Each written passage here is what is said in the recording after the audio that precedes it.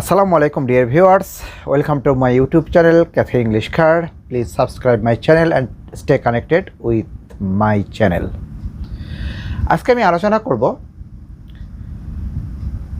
how to make tag questions. ইতিপূর্বে video আমি দিয়েছি, তারপরেও একটি গুরুত্বপূর্ণ বিষয় নিয়ে আমি আলোচনা করব এই ট্যাগ কোশ্চেন্সের। সেটি হলো অনেক সময় আমরা বড় বাক্য স্পেশালি কমপ্লেক্স সেন্টেন্সের ট্যাগ করতে গিয়ে সমস্যায় পড়ি। আর আরেকটি হলো যে ডিরেক্ট স্পিচ অর্থাৎ ডাইরেক্ট ন্যারেশন থাকে, সেখানে আমাদের ট্যাগ কোশ্চেন্সটা কী হবে।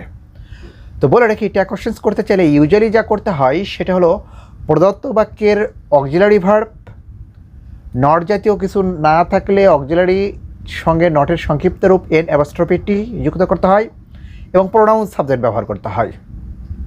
এটি হলো মূল সূত্র। নট জাতীয় কিছু থাকলে নটের দরকার নেই, আর না থাকলে নটের দরকার রয়েছে এন অ্যাপোস্ট্রফি টি। বলে রাখি, এখানে অক্সিলারি ভার্বের সাথে যদি নটের দরকার পড়ে এন অ্যাপোস্ট্রফি টিটা একসঙ্গেই লিখতে হবে। এখানে কখনো কোনো গ্যাপ রাখা যাবে না, তাহলে কিন্তু ভুল হবে।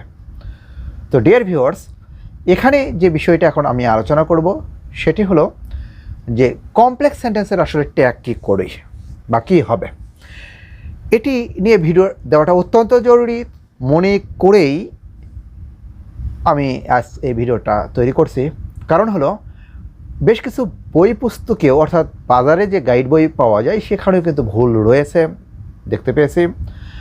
তো মনে রাখবো যে আসলে কমপ্লেক্স সেন্টেন্সে যদি আমরা ট্যাগ করতে চাই তাহলে আমাদের চিন্তা করতে হবে যে সেন্টেন্স আমাদের অর্থ অনুযায়ী 5 প্রকারের।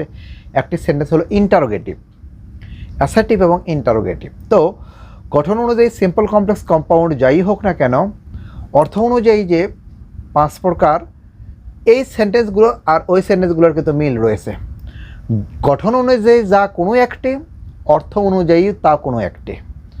যা অ্যাসার্টিভ হতে পারে তা ওই 3টির কোনো একটি হতে পারে। তো আমরা ফেস করি হলো কমপ্লেক্স সেন্টেন্সে। কমপ্লেক্স সেন্টেন্সে কী থাকে? কমপ্লেক্স সেন্টেন্সে 2টি ক্লজ থাকে। একটি হলো প্রিন্সিপাল ক্লজ আর এক বা একাধিক সাবঅর্ডিনেট ক্লজ। তো 2টি ক্লজের আমি বললাম যে একটি প্রিন্সিপাল ক্লজ, এক বা একাধিক সাবঅর্ডিনেট ক্লজ থাকে। তো সাবঅর্ডিনেট ক্লজ এক থাকুক একাধিক থাকুক এটি সমস্যা নেই, তবে সাবঅর্ডিনেট ক্লজ এবং প্রিন্সিপাল ক্লজ থাকবে। তো যখন আমরা কমপ্লেক্স সেন্টেন্স আইডেন্টিফাই করতে পারবো তখন খেয়াল করতে হবে যে কনজাংশনস যেটা ব্যবহার করা হয় এই কমপ্লেক্স সেন্টেন্সে সেটি হলো সাবঅর্ডিনেটিং কনজাংশন। আর সাবঅর্ডিনেটিং কনজাংশনটা ব্যবহার করা হয় সবসময় সাবঅর্ডিনেট ক্লোজের পূর্বে।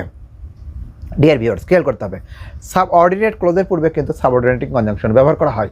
তো যে কনজাংশনস আমরা ব্যবহার করা দেখি, যে ক্লোজের আগে দেখি সেটি হলো subordinating conjunction. Subordinating conjunction subordinate ক্লোজের আগে দেখি ডিয়ার ভিউয়ার্স। তো তাহলে আমরা আসলে প্রশ্ন করব কোনটি? 2টি ক্লোজ থাকা মানে আমরা একটু ফেস করি প্রবলেমে।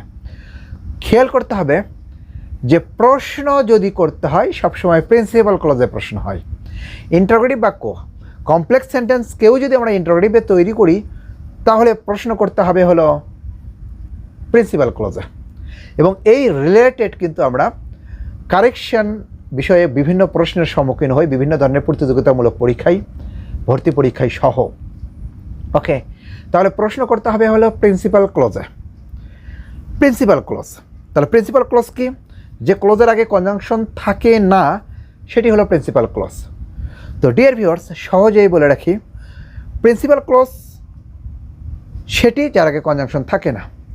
কনজাংশন যদি প্রথমে থাকে তাহলে প্রিন্সিপাল ক্লজ হলো দ্বিতীয়টি অর্থাৎ পরের ক্লজটি। কনজাংশন যদি মাঝখানে থাকে তাহলে প্রথম ক্লজটি হলো প্রিন্সিপাল ক্লজ।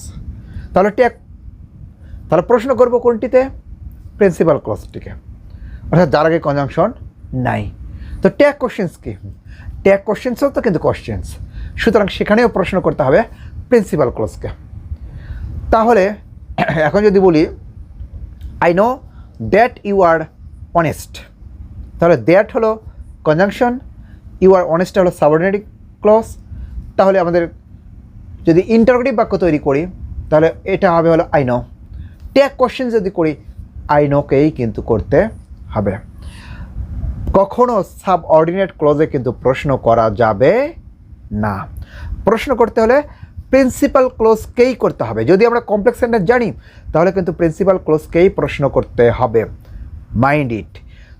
কারণ আমরা এই ধরনের ভুল কিন্তু অনেক বড় বড় জায়গায় ফেস করি। সুতরাং ট্যাগ কোশ্চেন্স যেহেতু আমাদের এই এসএসসি পর্যায়ে আমরা দেখি, কিন্তু এটি কিন্তু উচ্চতর লেভেলের কম্পিটিটিভ পরীক্ষায়ও কিন্তু আমরা ফেস করে থাকি। তো ডিয়ার ভিউয়ার্স, এটা আমাদের খেয়াল করতে হবে। বাক্য বড় কিন্তু কোনো কনজাংশন নাই, তাহলে কি করব? তাহলে মনে করব যে মাঝখানে কনজাংশনটা উজ্জ আছে। তো মাঝখানে কনজাংশন যদি উজ্জ থাকে তাহলে প্রিন্সিপাল ক্লজ কোনটি? প্রথমটি। কারণ কনজাংশন তো অবশ্যই থাকবে, কিন্তু যদি না থাকে তার মানে উজ্জ আছে। এই উজ্জ কখনো প্রথমে থাকতে পারে না, উজ্জ থাকে হলো মাঝখানে। কোনগুলো উজ্জ থাকে? রিলেটিভ প্রোনাউনগুলো উজ্জ থাকতে পারে। আর আরেকটি কনজাংশন সেটি হলো দ্যাট কিন্তু রিলেটিভ এর মধ্যে পড়ে, এবং আলাদা ক্ষেত্রে হয়তো এটি নাউন ক্লজকেও যুক্ত করার জন্য ব্যবহার করা হয়ে থাকে। এখানে কিন্তু উজ্জ থাকতে পারে। তো ডিয়ার ভিউয়ার্স, যেটি বললাম যে I know that he is honest, এখানে যদি দ্যাট বাদ দিয়ে বলি I no he is honest, তো মাঝখানে দ্যাটটাকে কল্পনা করতে হবে। কনজাংশন মাঝখানেই কল্পনা করতে হবে। দুটি ক্লোজে যখন আমরা চিনতে পারবো, বুঝতে পারবো। কনজাংশন না থাকলে মাঝখানে কনজাংশন, আর থাকলে তো থাকলোই যে কার আগে আছে, যার আগে থাকবে তাকে প্রশ্ন করা যাবে না। সুতরাং ট্যাগ কোশ্চেন্স হোক আর ইন্টারোগেটিভ বাক্য তৈরি হোক, আমাদের প্রিন্সিপাল ক্লোজেই কিন্তু করতে হবে। তো রিলেটিভ প্রোনাউন অনেক সময় উজ্জ থাকে। This is the fan I want, তার মানে উইচ আই ওয়ান্ট, অর্থাৎ মাঝখানে কিন্তু আমাদের কল্পনা করতে হবে। Okay, I hope you will succeed, I hope that you will succeed, তাহলে আই হোপটাকেই কিন্তু প্রশ্ন করতে হবে। তো ডিয়ার ভিউয়ার্স, কমপ্লেক্স সেন্টেন্সে প্রশ্ন করা বলি আর ট্যাগ কোশ্চেন্স করা বলি, প্রিন্সিপাল ক্লজকেই করতে হবে। কোনটি প্রিন্সিপাল ক্লজ? কনজাংশন যদি প্রথমে থাকে তাহলে দ্বিতীয়টি, কনজাংশন যদি মাঝখানে থাকে প্রথমটি, কনজাংশন যদি উজ্জ থাকে প্রথমটিকেই প্রশ্ন করা বা ট্যাগ করতে হবে। আরেকটি ট্যাগ কোশ্চেন্স নিয়ে আমরা কথা বলি, সেটি হলো ইনভার্টেড কমা থাকে। যেমন দ্য টিচার সেইড, কমা হয়তো ইন কোটেশন মার্কসের মধ্যে ইনভার্টেড কমার মধ্যে থাকবে, কি থাকবে? হয়তো নলেজ ইজ পাওয়ার।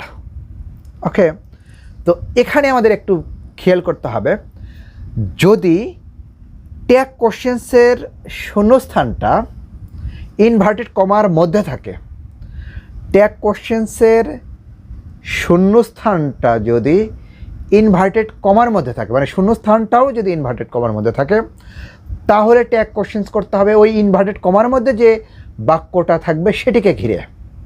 অর্থাৎ ইনভার্টেড কমার মধ্যে থাকে নলেজ ইজ পাওয়ার, কমা শূন্যস্থান প্রশ্নবোধক চিহ্ন ইনভার্টেড কমা ক্লজ, তাহলে করতে হবে নলেজ ইজ পাওয়ার, অর্থাৎ এখানে নিয়ম অনুযায়ী ইজন্ট ইট। কিন্তু ডিয়ার ভিউয়ার্স, মনে রাখি, যদি শূন্যস্থানটা থাকে ইনভার্টেড কমার পরে, তাহলে ইনভার্টেড কমার বাহিরে গিয়ে আমাদের ট্যাগ কোশ্চেন্স করতে হবে। কি? The teacher said, comma inverted comma শুরু, knowledge is power, comma inverted comma close, gap প্রশ্নবোধক চিহ্ন, তাহলে the teacher said tag questions কিন্তু এটাকে করতে হবে ডিডেন্ট হি। সহজীকরণ, ট্যাগ কোশ্চেন্সের শূন্যস্থান যদি ইনভার্টেড কমার মধ্যে থাকে তাহলে ওই বাক্যকে ঘিরেই ট্যাগ হবে, আর যদি বাহিরে থাকে ইনভার্টেড কমার বাহিরে, তাহলে বাহিরে যে অংশটা বাক্য বা বাক্য অংশ যাই থাকুক না কেন সেটাকে ঘিরেই কিন্তু ট্যাগ করতে হবে। এটি নিয়ে আমরা বেশ জটিলতায় পড়ি যে আসলে কমপ্লেক্স সেন্টেন্সে কোনটিকে প্রশ্ন করব, আবার এই ডাইরেক্ট ন্যারেশনের ক্ষেত্রে কোনটিকে প্রশ্ন করব। আশা করি আজকের এই ভিডিওটা আমাদের জন্য অত্যন্ত সহায়ক ভূমিকা পালন করবে এবং করতে বাধ্য। Stay connected with my channel and subscribe my channel. Thank you.